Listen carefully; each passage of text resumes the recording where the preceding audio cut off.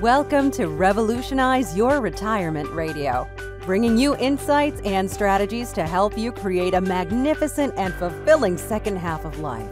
Here's your host, certified professional retirement coach and best-selling author, Dr. Dorian Mintzer. I want to welcome everybody to the fourth Tuesday Revolutionize Your Retirement Interview with Expert series. I'm Dorian Mintzer, your host for the series. So today we're focusing on libraries and how libraries serve older adults. And I'm so delighted to have two guests with me today. Let me just start first with Nancy Walton, who I've actually met over the years through her involvement in the Boomers and Beyond Special Interest Group, as well as she's been part of these calls too. Nancy's semi-retired counseling psychologist and organizational development consultant. She's an alumni of Seattle University, University of Washington, and the Organization Systems Renewal Program. She's a trained facilitator with the Northwest Center for Creative Aging. She's taught in 4 universities, worked in 7 medical centers in clinical and organizational development roles, and consulted with multiple organizations. She founded the Aging Learning Community in 2009 and continues to lead it today. The community meets monthly for an interactive program focused on positive aging with consciousness, courage, and contribution. Members select by consensus a variety of literary, music, and art projects for their programs, and the King County Library System hosts these programs. And Wendy Pender, who's also with us, has her MLS, her Master's in Library Sciences from the University of Pittsburgh. Wendy has a certificate in gerontology from the University of Washington and is a trained facilitator with the Northwest Center for Creative Aging. She has over 25 years of experience as a librarian and branch manager and now serves as older adults program coordinator at the King County Library System in Washington State. It's one of the largest and busiest library systems in the United States. In 2016, the Urban Library Council honored Wendy at its annual conference in Kansas City as one of the recipients of a 2016 Top Innovator Award. So I am delighted to have both of you here today. I actually learned about the wonderful work that Nancy's doing and has been doing since 2009 and her involvement with Wendy through discussions on the Boomers and Beyond SIG, and suddenly it occurred to all of us, wow, this would be great to bring to everybody, not just to learn about the programs that they're doing in Washington State, but to really think about how might you be able to enlist the libraries in your local communities to be involved with older adults in programming. And we're in such a difficult time right now. And I just want to say one of the handouts happens to be thinking about the library system in the age of COVID-19. So we'll focus on that too. But so I want to welcome Nancy and Wendy. And I like to always just start a little bit about what got you interested in the work that you're doing with older adults. And then I know both of them really want to really have this be a good opportunity for you who are on the phone to hear not just about their programs, but to really think about how you might be able to get involved with your library and maybe get them to be for the aging process. So let me just start by asking, and you can decide who wants to go first, Nancy or Wendy. What got you interested in this in the first place? Maybe I go first, Wendy. Okay. Good morning, everybody. We're out here on the West Coast, so we're a little later than you are back there on the. What got me interested? I think first off, working in healthcare. I have worked in psychology, clinical psychology, and organizational psychology throughout my whole career. And my last position in healthcare was as program director for an inpatient geriatric psychiatry program. And so that focused me a lot more on the needs of older adults and that life stage.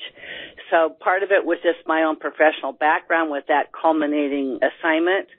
And I think the other part was just becoming an older adult myself and curious about what happens in the later stages of human development, which we've heard so little about in the past. Unfortunately, now we're hearing much more about it. So it was curiosity and a desire. And I also knew that retiring was going to be very tough for me because I was very career-oriented, and that I wanted to find a way of continuing my career but at a less intensive level. And so I was looking for a way of doing that. And this project occurred to me, and I talked with a friend who was the manager of the local library, and she said, telling her I wanted to do it, she said, would you consider doing it in the library? And I hadn't thought of that at that point. And I thought, that's a great idea because she suggested it. That's where we've always met. So that's what got me involved in this. Great. Thanks. And Wendy, what about you? That's a great question. It affects everyone and every family and every community. So there's a bit of self-interest. My mother lived to be 100. Can you hear me okay? My mother lived to be 103 and passed away last Thanksgiving. My grandma lived to be 100. So I was always focused on a later life stage. I'm the youngest of 7 children. My eldest sister is 22 years older than I am. So I always had focus on older people. Also, working in the library, you can see that aging is booming. And I thought, I need to understand this life stage better. And it's a fascinating area, as probably everyone on this call knows. There's so much innovation going on. It's such an interesting field of endeavor. So career-wise, it was interesting. Personally, it was interesting, and it was just a good fit for me. Oh, that's great. So each of you, often so much that way of personal experience as well as the life stages that we are. You certainly have longevity genes in your side of the family, Wendy. So there is long life ahead. So I guess I'm going to jump ahead a little bit. Just how can working with the library help our listeners achieve their goals and assist their clients in achieving theirs? I wonder if you could respond to that, and maybe that will lead to some of the slides that you have to just help us understand the process. Sure. I'd like to can I say just one thing about that and then turn it over to Wendy because she's doing such wonderfully creative and programming work. But I know that for me, if we had not been hosted by our branch libraries we're in our 11th year of continuous operation now.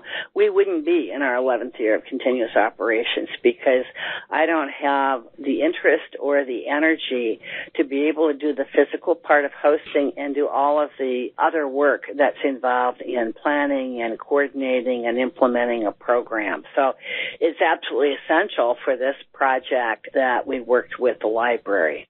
And I'm very grateful for their support. So maybe before we move on to that other question I asked, how about speaking just a little more, Nancy, of the actual program that you've developed and from your perspective, the ways that the library hosted it? What were some of the things they did that enabled it to happen, basically? Our history is, the first couple of years I called it the Aging Well Book Club, but we learned very quickly that we wanted to use a much broader array of catalytic material than just books and print material.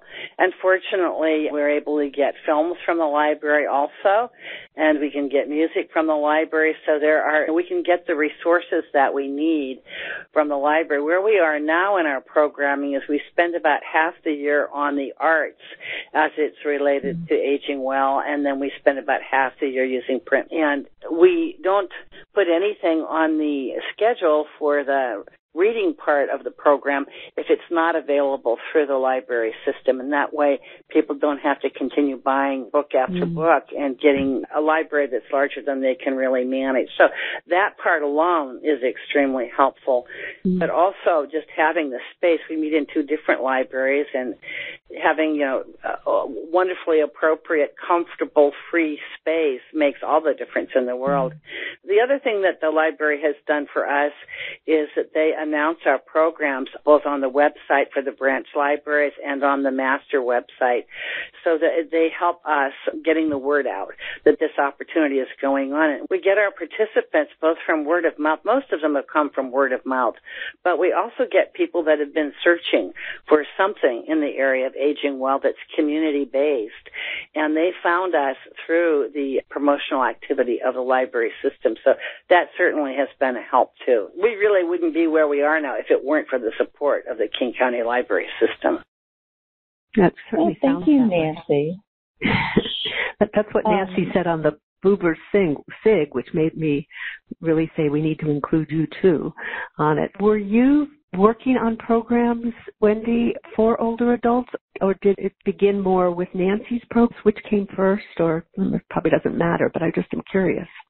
Yeah, I was also working on older adult programs before I met Nancy. I'd heard about the Aging and Learning Community. I was part of something your listeners may be familiar with called Transforming Life After 50, which was an initiative put out by the state of California. And so I was a branch manager at that time doing programming focused on older adults. And one of the things I want the listeners to know is that most libraries have story times. We've established our brand, if you will, with regard to children very strongly. Everybody thinks about the library with regard to story times. But I want you to know that there is a powerful movement afoot on adult and older adult programming. So if you haven't been to the library recently, I encourage you to go to your local library, look around, see what's happening, and you can see what a powerful place it is to be responsive to community needs. So I got to go to Nancy's group, the Aging Well Learning Community, a fabulous group, a wonderful model, and I think of it as a springboard to other programming. We also do something called Wisdom Cafes, which are discussion groups based on topics pertaining to aging without what I consider possibly a barrier of reading a book. Not everybody is a reader. I hate to admit it, and this is a way people can share their life wisdom, share their experience, and Nancy's been a facilitator for our Wisdom Cafes as well. And are they monthly or weekly, or how do you do the Wisdom Cafes? It depends on the branch, I'll say. We have 50 locations. KCLS is one of the biggest library systems in the land. That's not going to be the case with every place. So each local library can choose what they would like to do. For a couple of years, I had a grant to administer, and we did them in series of three months or 3 weeks, whatever the local library wanted to do. And some of them have taken off. There's been one that's been meeting for several years now. They have about 26 participants meeting regularly. This is before the time of COVID. Of course, we're moving online with some of these resources now and navigating that along with everyone else in the country. And it's not just discussion groups. I've got lots more to say, but I want to make sure I share the air. So.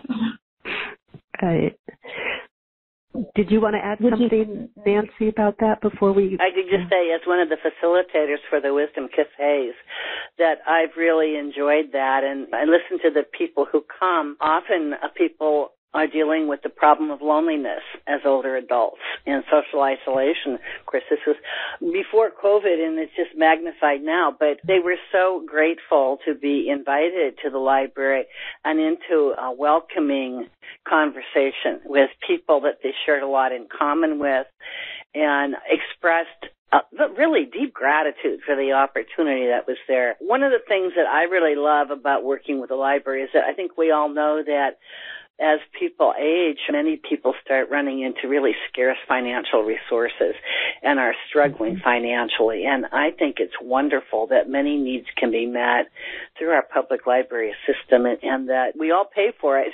So we should use it creatively and effectively. And I think that's happening in King County, and I'm so pleased that it is. Thank you. Another thing I love about the library, there's no stigma to go to the library. One of the first things I wanted to do was host health education classes, which ordinarily one might go to a hospital for. But you have to pay for parking, I don't want to go to the hospital, just in general. It feels scary. And with the library, we've got free parking. We're generally on bus lines. There's no stigma. It has that warm community environment, familiar, friendly people. Many of us have fond memories of going to the library, and it's just that welcoming space. We don't care who you are, what your background is, your economics, your race. We invite all people. All are welcome. And that is such an important principle right now that we really activate. Which is really terrific to hear. And when you said about the stigma, it's interesting because I know some people say they don't like to go to senior centers because of the word senior centers and not wanting to identify. Right. But the library is, as you say, it's for children. It's for all ages, so throughout the lifespan. So Chris from Pennsylvania asked, and I know we'll probably get to it, but I just want to, because I know she had told me she might have to leave a little earlier. Have you been involved with other communities or library systems to launch new creative aging programs? Me? Wendy, you need to speak to that. Either one of you. Yeah. Have I worked with other library systems? Yeah. To do more creative aging? Actually, yes, I'm excited. King County Library System, where I work, is the district that surrounds the city of Seattle. And not quite a year ago, I helped the Seattle Public Library onboard their new position, older adult program manager, fabulous woman named Nancy Sloat. Also, within the last year, Denver Public Library has hired a similar position, Amy Delpo, and Amy and I presented last year at the American Society of Aging Conference, along with a couple of her colleagues from the state of Colorado. So I feel like aging is catching on in the library world. Which is great to hear. And actually, there's a comment here from Michelle from Arlington, Mass., and then I'll let you get on with your slides and integrate questions a little later, but mentions that in Arlington, Mass., she says, I coordinate programming called Plugged In at the Robbins for 50-plus adults supported by the Robbins Library. We're now in our 8th season. We just kicked off virtual programs this month. June 10th, we're going to offer Bring New Life to Your Quarantine Home. And on June 30th, we'll do a baseball-themed concert, Zoom Me Out to the Ball Game. I agree. That's great. I agree. We have changed our monthly programming to every 3 weeks during this time. So that was just a comment from somebody in Massachusetts. So. That's great. Yeah, we were able to work closely with one of our community partners, Silver Kite Community Arts, which is an award-winning intergenerational arts company, to provide daily arts programming when we went into quarantine. So we've been doing that since March 21st. If people are looking for something to do, again, as Nancy mentioned, we're always thinking about social isolation and what can people do to keep their minds active, their hearts and spirits active. So we're doing that.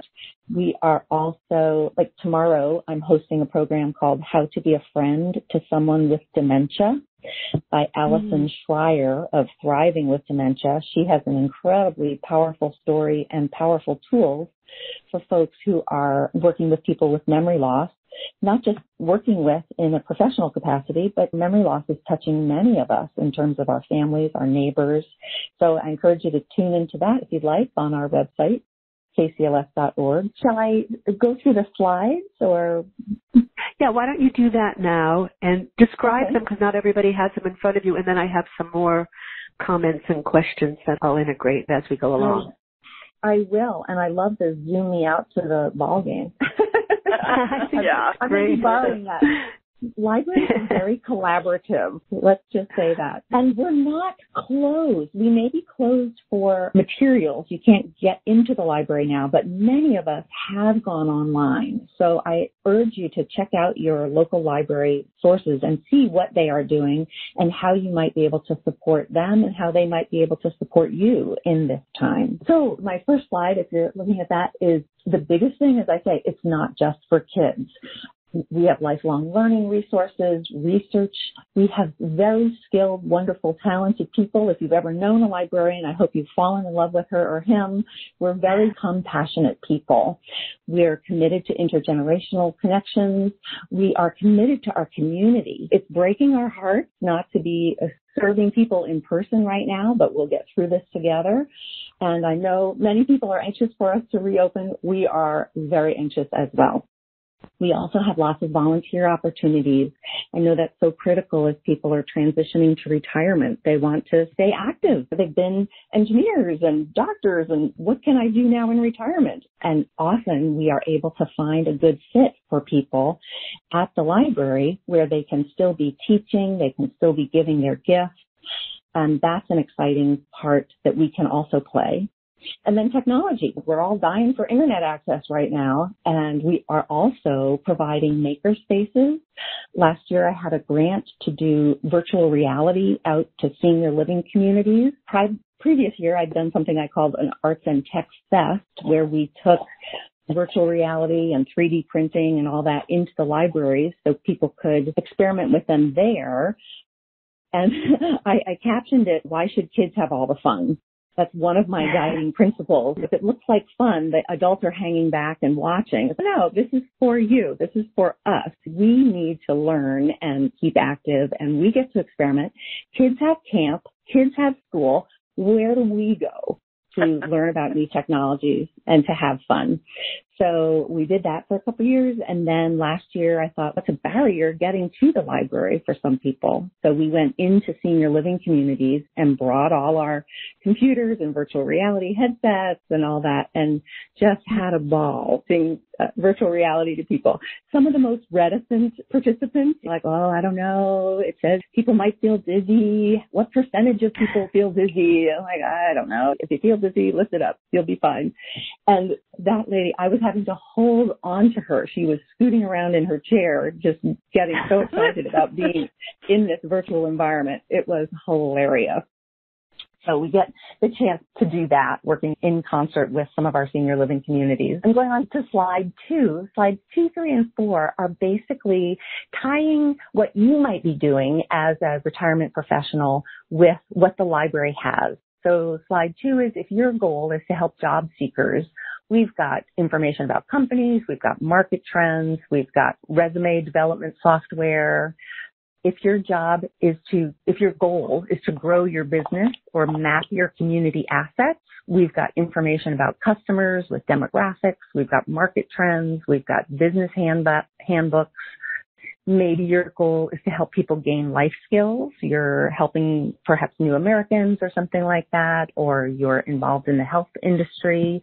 At the library, you can take a class. You can volunteer as an ESL tutor. You can join a discussion group. So that there's all these things beyond story times that you might not be aware of. So I encourage you to download the slides, take a look. There's one on the Wisdom Cafes. We surveyed the first 600 participants. They weren't all, some of them had been to more than one cafe, but the single most important takeaway everyone listed was, I'm not alone. So if that speaks to your heart, we have a proven model for reducing social isolation, helping people feel connected, helping people feel like their life story is important. And I encourage you to take a deeper look at Wisdom Cafes. One of the things I like to do, I'm on slide 7, is have fairs, gather people. We've got these wonderful community spaces. We've had health fairs. I mentioned the Arts and Tech Fest, where we had classes like better cell phone photography. Who doesn't need that? We all need that. Slide 8 talks about what we've mentioned. We're community-based, familiar, easy to get to. We're free, no barriers to participation, no stigma, multi-purpose, multi-generational. And slide 10 talks about how much people need information as they move through the transition as older adults. They need advice. They need technology training. We need to keep our brains active through lifelong learning. We need meaning. We're looking for social and community connections. And then slide 12 is about what is a partnership. This is something many of the social workers might be familiar with on the call. It's a line that talks about one form is inform, one is consult, one is involved, The next is collaborate, and the final one is empower. And we try to work in the collaboration and empowerment part of the spectrum. So it's not just we decide what's going to be and put it out there. We want to work in concert with you and with our community to be responsive to community needs. Let's decide together what to do. Then the benefits of partnership, I'm on slide 13, sharing resources. As Nancy mentioned, aligning with community goals and helping reach out to people who may not know what they have right there in their community. And then how do we get there? Communication, shared goals, mutual contribution, aligned values. So as you can tell, I'm very excited about the library and all the assets we have beyond all the books, streaming resources. We've got films you can download, music you can download, even in this time of quarantine. We've got ebooks, audiobooks. We've got people, if the whole lists are too long, we've got people who can tell you what is available now, what might be available that I could read right away. And it's a wonderful community asset working for you. So I hope you'll get connected and check it out. That's great. Now, I did have a question here from Karen saying, from Florida, can you please restate the website where we can get info on how to be a friend to someone with dementia? Oh, sure. The website is KCLS, like King County Library System, .org. Libraries will often have .org as opposed to .com. Okay. So KCLS.org. And in fact, later today, we're having a class from the Alzheimer's Association on a similar topic. So come on, join us. It's all online now. You don't even have to get in the car. I'm really so impressed with the programs that you've developed, and it's so wonderful that it's, as you say, it involves people, who don't have money. It's intergenerational, multicultural, but somehow, and this ties into Kathy's question from Virginia, she says, the question's about funding. Kathy says, my fairly large, over 22 branches, varying sizes, centralized suburban library system prioritizes children's services, which is fine. Yep. It's the established brand. But there is next to no funding for adult programs aside from adult librarians. There is almost only free, no cost to library adult programs. There is almost no programming for, quote, older adults. As you say, work is involved in developing serious programs and services. That means funding. And she says, our system has no DVD or music lending. How are you funded? Do you have suggestions on how people can work with that within their own library system? Sure. And libraries are funded all different kinds of ways. King County Library System happens to be funded almost exclusively through real estate taxes. I came from the state of Ohio where the libraries were funded through income taxes. The city of Seattle library is actually a department and agency of the city, so they are funded by the city. So libraries are funded all different kinds of ways. And while funding is important, it's not the only thing. I would suggest approaching one of those adult services librarians, we call them adult services librarians as opposed to children's librarians, and talk to them. You'll find someone who has a heart for older adults. It's not always about the money. We pay some presenters, and often presenters will also donate their services as a means of community service, giving back. It also does help get their name out there. People will also just use our library meeting rooms, which you can sign up for free online, and that helps them also do their business. I would suggest don't just walk in cold, because the person you talk to, you never know what's going on. They're preparing for a program. They're working on the collection. They're trying to deal with a difficult patron or something. Call and make an appointment. Introduce yourself. Tell them you're interested in adult programming and you would like to talk to someone about the adult programming opportunities in your community, and have coffee. See who it is. It might be in a smaller library system. It might be the director. It might be a branch manager. I think in the system you described with 20 or more branches, it will likely be a branch manager. And talk about what they're doing, what the possibilities are, what else you see going on in your community that you could amplify. Those are great suggestions. Nancy, do you have some suggestions? Well, I just have a reflection on that, Wendy, and noticing the programming that's offered to the older adults program. I think you've done a great job in the community partnership area, and when you really think about it, it's in the best interest from a marketing point of view for anyone who's working in the field of aging services, whether they're working as a sole provider or part of an agency, to offer some programming for free and use the benefits of the promotional system that the library has to get the word out. It's definitely a win-win relationship. So you don't have to pay people to do that. They're really fortunate to have the promotional opportunities. And I think you've done a great job with that combination. Oh, thank you. And I will say, like all educational processes, it is ongoing. It is not like we've got all the answers. I can't tell you the number of meetings I'm in that I'm still, people are like, oh, kids and teens, and adults, and older adults. And I'm like, oh, yeah. One of the things you can ask them to do is find out, for instance, I have the powerful number that 28% of our borrowers are age 50 and above. So that's a pretty powerful number to, we need to respond to 28% of our constituents. So if you can, ask them, how many older adults are your card holders? Yeah. And many friends of the library groups are naturally older adults. Ask to talk to the friends and see what programming they would like to see. A lot of times, Friends of the Library put on book sales and raise money for the library. And usually they're only thinking about kids just because that's what we've done for decades is we've funded library programs for kids. But if you can bring them, hey, what about having one of the other programs we've had is something we call a baby boomer boot camp, where it's like a mini conference. We have 4 hours on a Sunday afternoon that we do in partnership with the local senior center. The senior center wanted to break down the stigma because how many times have we all heard, I don't want to go to a senior center. You need to go and see what's happening there. And this really helped. We have been busting out the walls with 50 and 80 people coming for value. They will come for value. We've had wonderful keynote speakers on everything from cardio health to end-of-life planning, of course, dementia, advanced directives, but also making it fun.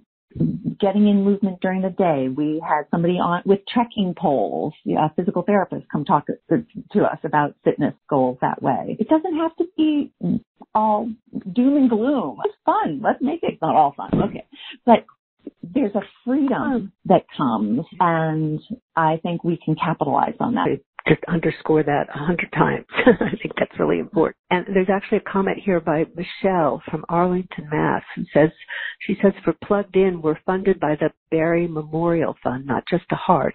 We are a spending demographic, and you can find a sponsor. I think Michelle's comment speaks to what you were saying, Wendy, that asks how many people are over 50 there. Are an important demographic, and it's going to get bigger and bigger as the years go by and as we live longer. So it's really important to educate libraries, too, about the importance of dealing with the older learner and lifelong learning. So I think really keep that in mind.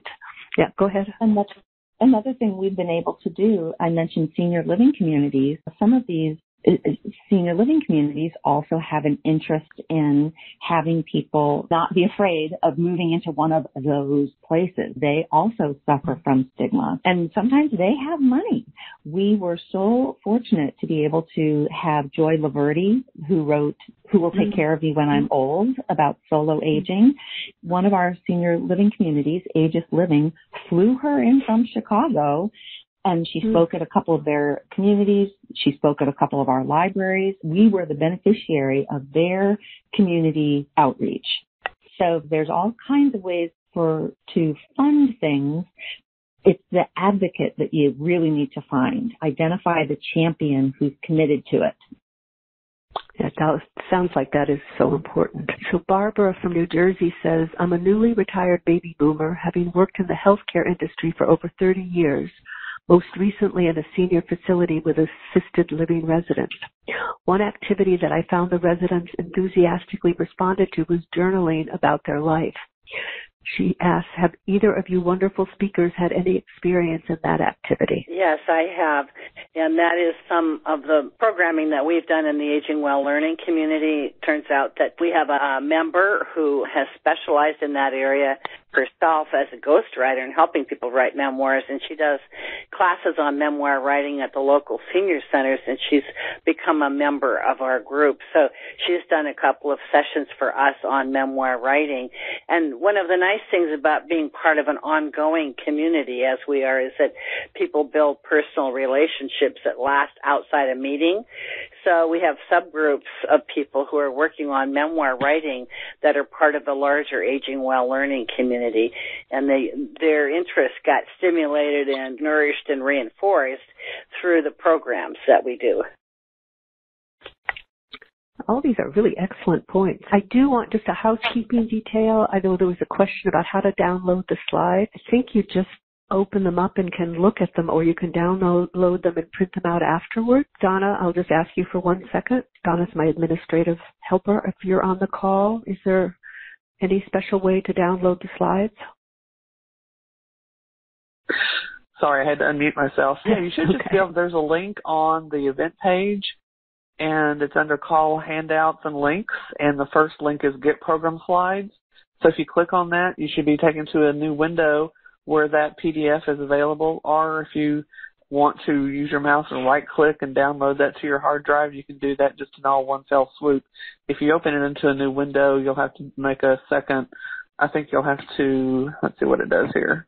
Yeah, there'll be a down arrow for you to download it to your hard drive. Okay, thank you. So I have a few questions from Barbara from California. Let me just start. One is suggestion. She said, if your city is part of the RP WHO network of age-friendly cities, check with ideas for RP, and that may help you with some funding as well as perhaps some programming things. And I also really liked Wendy's suggestion of, I think it was Nancy's suggestion, of as you get to know the people who start coming to these programs, what I am so impressed with always is just the level of competence and expertise that so many people have. And so it is important to tap into that, because it's part of what I see happening a lot with just the lifelong learning programs. People can be teachers as well as learners. And it is important to, the giving back is, I think, sometimes even more important as being helped, or at least it's a counter to it. Yeah, I'd like to comment on that, Dory, if I may. Sure. It's been interesting to me looking at who are the people that are attracted to the Aging Well Learning community. And in that particular group, many of them are professionals who are wanting some kind of continuation. It reminds me of, I think you had Nancy Schlossberg on as one of your guests some time back. It's written about 6 different paths that people take in retirement that were very interesting to me personally, and then looking at where I am in that. One of the paths she talked about were continuers, and that's what I see a lot in the group that is attracted to the Aging Learning community, is that these are people who have had very substantive professional careers and are interested in giving back and are looking for ways of doing that. And what they find being in a community is the encouragement to follow through on that desire. So we really turn out to be a support system for one another. Yes, and if I could also say shout out to RP. That was my first phone call 5 years ago when my position was established. It had not been done in the library system before, and I was like, well, what do I do? I'm like, I'm going to call ARP.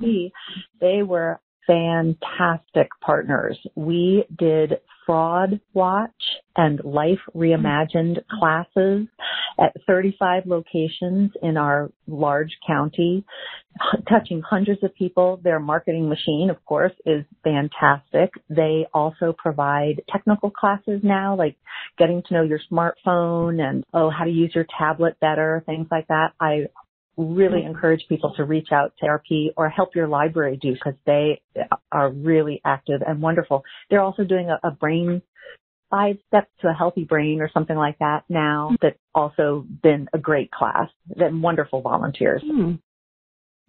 If I could also just say, infectious. Go ahead. Continue. That's good. It's my purpose to inspire people. We are also doing memoir writing and storytelling workshops through our partnership with Silver Kite. Someone mentioned if you have to have a KCLS library card, but Silver Kite is also doing classes for other library systems now. It's like spreading. So good. It's good. That's exciting. Yeah. And now Barbara from California has one more question. She said, I'd like to hear more about how to create intergenerational programs. Could either one of you comment on that? I'd be happy to. Nancy, do you want to say something? What I would say is we've talked about the importance of doing that, but we have not, other than learning about that and discussing that and sharing different ways in which we are involved intergenerationally within the Aging Well Learning community, we haven't created programming outside of that. Go ahead, Wendy. For us, the most successful ones have been where you have what I will describe as a captive group of kids or whatever generation and a captive group of older adults. For instance, a school or scout troop or something like that coming to a senior living community. It hasn't been that successful when we've just said, here we are having something in the library and it's meant for intergeneration. It can be, but if your purpose is to create conversation between the generations, one of the best things I went to was at the Bill and Melinda Gates Foundation camp one year where I was coming as an older adult and there were year-olds and they asked us, what does the media say about your generation? And what do they get right? What do they get wrong? That prompted such fruitful discussion, and we built it around a community project. I think we were stuffing bags of pet food to go along with Meals on Wheels delivery. So there was something we could do together, which of course helped our feeling of community. And then that question and those discussions were just wonderful. That sounds great. I'm also thinking, it wasn't through a library, but I just know that through when my son was young and through his school, there was interviewing of older adults and hearing their stories. And then the flip is having the younger kids tell their stories of something important or meaningful in their life. And I can imagine that could be a wonderful thing to generate some intergenerational things at a library also. Exactly. Let's see, Barbara again has another wonderful comment. She says, for funding, you can also check with your local Chamber of Commerce for a business who's interested in reaching the older adult demographic. I think that's a great idea too. Yep. And Vicki from Los Angeles says, hi, Wendy. One thing I have found when I work with people in Seattle is that aging professionals will say to me, do you know Wendy Pender? Wendy has done a great job marketing across industries. And this way, the aging professionals are feeding Wendy's library system with experts and new resources that could be used for programming. I think that's a beautiful example of the cross-fertilization that happens. And Vicki, for those of you who don't know, Vicki, a number of years ago was presented here. And Vicki does wonderful work on caretaking, and she's an ethical, I always get that wrong, a bioethicist who really helps in difficult decision making. So she'd be a good person for different libraries to have speak. And maybe now that so much is virtually, I'm offering your services, Vicki, or other people. Oh my gosh. Maybe you totally should host Vicki and read her book, The Caregiver's Guide to Compassionate Decision Making. Yes, she wonderful. Is amazing. So speak a little to, and Vicki, it's lovely having you on the call here too. There are a few other questions too, but what kind of programs are you offering now? And what do you envision? Do you envision that's going to be virtual for a long time to come?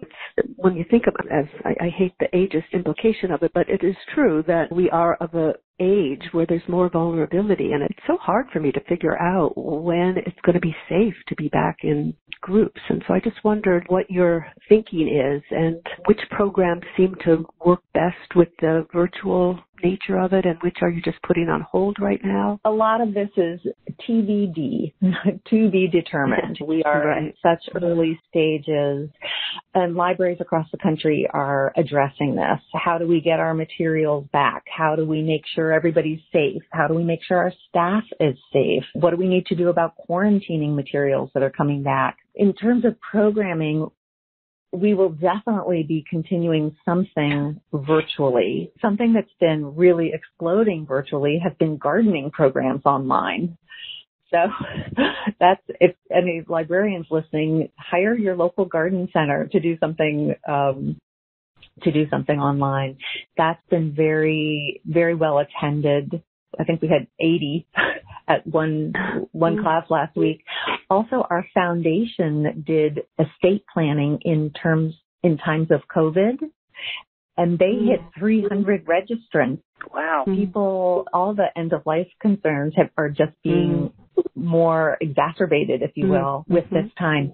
We don't know when we are coming back live, so we are planning to continue something virtually for the foreseeable future. And because you've probably heard about Seattle traffic being so miserable, that's been a blessing of one of the things of not being able to go anywhere is not having to go anywhere.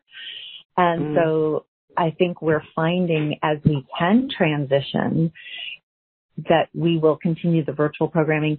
I'm also concerned about people who don't have internet access. What do we do? How do we bridge the digital divide? So there are many people thinking about that as well. We're taking hotspots out to homeless encampments and things like that so that people can continue to be connected. It's a complicated issue for sure. Yeah.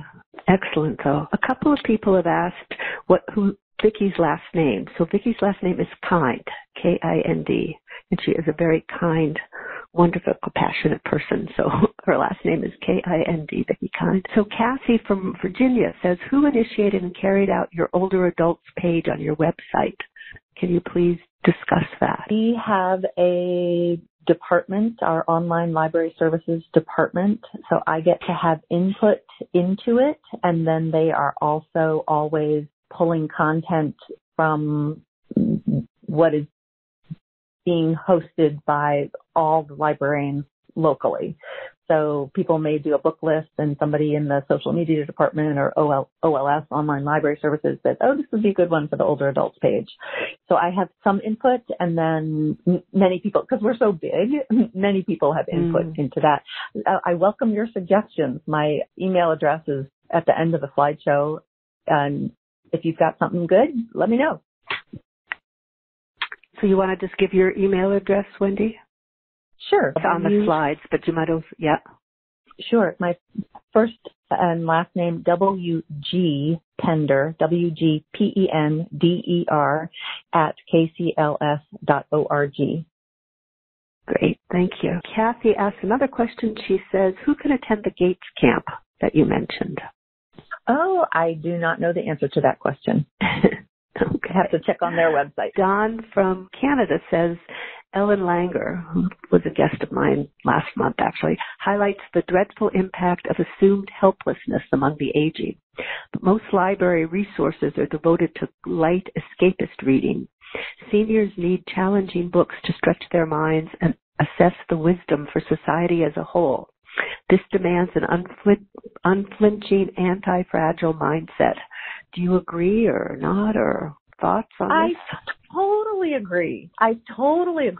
I was presenting at PLA, the Public Library Association in Nashville in February, and I said, how did we get into this culture mindset where when you go to large print, it's Westerns and romance? And I asked my audience, do you read Westerns and romance? You don't become someone different when you turn 50 or 60 or 70 or 80. Everything that you want now at your current age, we want later in life. So yes, I agree with you, and there's work to be done. So we're doing as best we can, but I totally agree. Great, thanks. And Marge from Canada says, I've recently retired, very interested in seniors and seeking how to get involved in senior careers. How does one start? Do I require qualifications for some of these ideas? Do you have thoughts on that? I don't. Yeah, this is, Nancy, I think it depends on what your interests are. Obviously, in some areas you need credentials and others you don't. But one of the things that I have found and really been delighted with is patron of the King County Library System, is that there's really a lot of openness there where we can go in and at a minimum I could request a meeting room and put together a program, and as long as it is open to anyone who drops in, I can do pretty much I want within the library system. So it's a great public space to create something new and offer it to the community and see what happens. And the other way, of course, is to work with the librarian and suggest a program to them, and they may decide to formally host it. So I found the library system very open and supportive of the ideas that I've brought to it and the help that I've needed from it to make these things happen. So in a sense, what I hear and what's impressed me over time knowing you, Nancy, is the way that you get these ideas and work with people and then help connect other people. And it sounds like that's how you've approached it. And then to me, it seems like it's organic then, and it leads to meeting people, other people referring people to you. And it sounds like it's the same kind of thing you're doing also, Wendy, which is really quite lovely. Yeah. So another, let's see, Vicki does say she'd be happy to help virtually for any of those different library programs. Kathy from Virginia said that she was just clarifying her question. She just wondered who agreed to start the page. If there hadn't been the older adult page before on your library website, like, did somebody just say we need to do it? Or was that something from a springboard from you, Wendy? Or I guess the question is, how does one go about starting like a network for older adults or something within the library system? How I'm reading the question. There's networking outside your organization and there's networking inside your organization. For instance, we always had an older adult page, I should say, since 5 years ago when my position was established, but it was never on the front page like it is now. And that, I think, was really because the administration at our library saw that older adults in this time of COVID particularly are being affected by this and we needed to raise the visibility of it. So I'm like, yes, I finally landed on the front page. I don't want to give up that real estate. Now, I don't know if when we reopen regularly, if that will then slide back onto where you have to dig a little further into the audience button, usually. You have to see. So it's a combination of serendipity with our online library services. Also, I have support of the leadership of the library boss's boss. It takes a village. It's really a cultural change. And really embracing and valuing older people. It's like anti-ageism in a sense, and being able to be the advocate for that sounds like it's such an important thing. Another question from Kathy who says, can you comment more on professionals continuing on after retirement and I guess ways perhaps they can be involved in this kind of programming? One of the things I hear in Kathy's question is the idea of encore careers where, people, whether it be paid or not paid, think about what your skills are and how you want to use them perhaps in a different way, or what skills you want to let go of and what ones you want to develop. And it could be offering programs in the library system. It could be developing new schools, new tools, becoming a coach or a consultant, or there's so many different things. Nancy in particular, I think you represent such a beautiful kind of encore career in that you had all of these years of your extensive work and now you're doing all of this volunteer, and it's enriching you as well as enriching your community. And it's just such a beautiful example of both giving back and what's that connection, engagement, and purpose and meaning. Exactly. That's just what I was thinking of, Dorian. We know how critical that is to well-being in later life. So I am acutely aware that not only am I doing this work as a gift for others, but I benefit greatly from doing it as well. It truly is a win-win. What's been on the question of being a continuer, it's been interesting to me getting a chance to know people from many different walks of life through the Aging Well Learning community, see what they're doing with their lives in retirement. Just about every one of them wants to be a continuer in some way, but some people choose to do a different kind of work than they've done in the past or something related. We have an interesting man in our community who taught in universities theatrical lighting. He was in the theater department for many years. He never thought of himself as an artist. And he became very bored and very depressed in retirement. And they moved from one state to another, and the first 6 years or so after the move up here to Washington were really tough for him, leaving everything behind that had been his life. And then he started getting involved in sculpturing stone, and then he got involved with an arts group in the local little town here, and now he's part of the core staff there. And he's finally able to, after so many years, call himself an artist. And he creates beautiful work, and he shares it with us and with the community and with others. It's been exciting to see that path broaden in some ways, from theater lighting director to sculptor and self-described artist. It's a beautiful example of the continuer, right? Yeah. And if you think about it, it's part of saging, which I so love too, of this idea of embracing our elderhood, embracing the wisdom and perspective that hopefully we allow ourselves to have as we get older, and recognizing that we can reinvent ourselves in these different ways, or just view ourselves in different ways as this person, and allow the creativity to emerge. Yeah, to own it. Yeah. To own it. Yeah. Nancy and Wendy said they could stay a couple more minutes, so I don't have any more questions here right now or comments to integrate. So I wonder if each of you want to share, although Kathy did say front page congratulations about it, but would each of you what would be a takeaway? What would you like to leave people with of your thoughts of your work and the role of the library system, and what you would like people to hold on to after this call? You want to go first, Wendy? Sure. I guess the word that sticks in my mind is collaboration. I'll work with anybody. That's the joy of my job, is that it goes cross-sector in every direction, every industry, every economic strata. And if I feel like it's not working, I don't spend my time beating my head against the wall. Oh, okay, that group, that didn't really fly. Our goals didn't get met. Let's move on. The world is rich with resources, and there's always another organization. There's another book. People always ask, what's the best book on this topic? It's like, the one that you will read and use is the best book on that topic. Keep looking, keep searching, keep the library in mind, keep asking questions. Yeah. Great. Thank you. And Nancy? For me, I think it's about a renewal and refreshment, that I have found such great value in being able to continue learning in a focused way through the Aging Well Learning community.